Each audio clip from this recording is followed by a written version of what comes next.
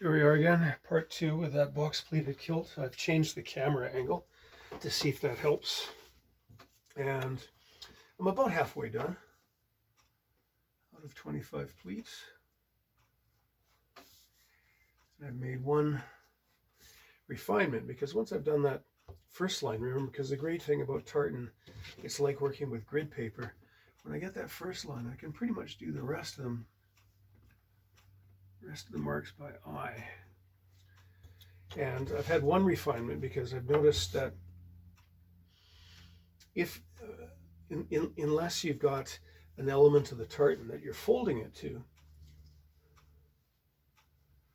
I could fold it. You can't see it, but there's a line there and a line there and a line there, but they're very hard to see. And without a reference, it's easy to wind up with your, as you're basting it, to curve it down like this. So one tiny refinement is I've just using my spacer, I'm marking the line to fold it to. Okay. I've also seen that I have to do not just one, but a couple of back stitches, because this cloth at the top end here is sort of fighting my stitches. So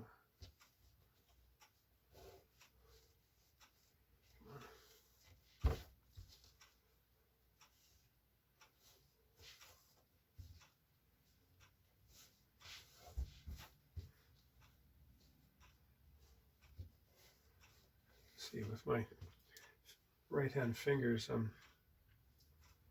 making some odd poses there, or odd contortions there. It's almost as though I was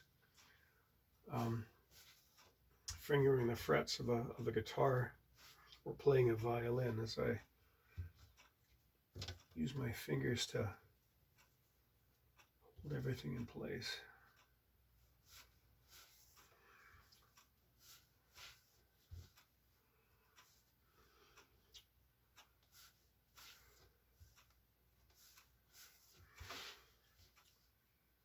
Now,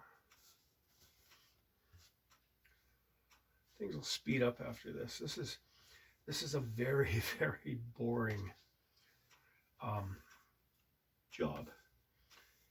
And ordinarily I'd have a podcast or something going in the background because it's meticulous. It's also bloody tedious. So just hammer on for, I'll do one more pleat now. That'll take me right up to quitting time.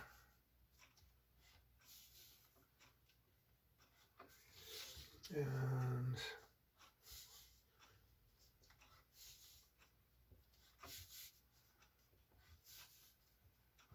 oh,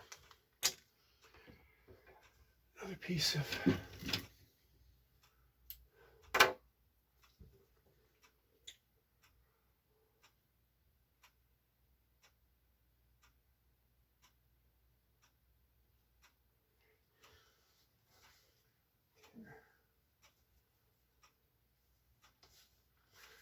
cautiously optimistic about this. Again, this is a this is a new idea. So here's hoping it works.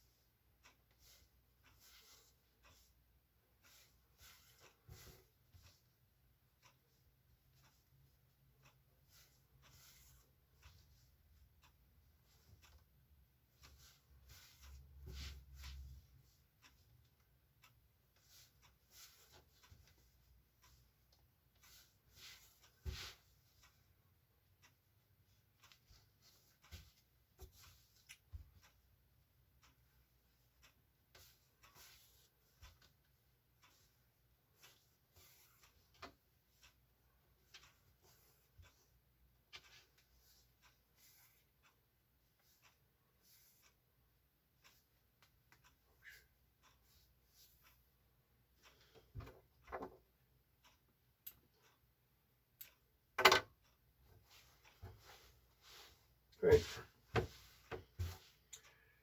That'll do for now. I'll chalk that in the morning and carry on.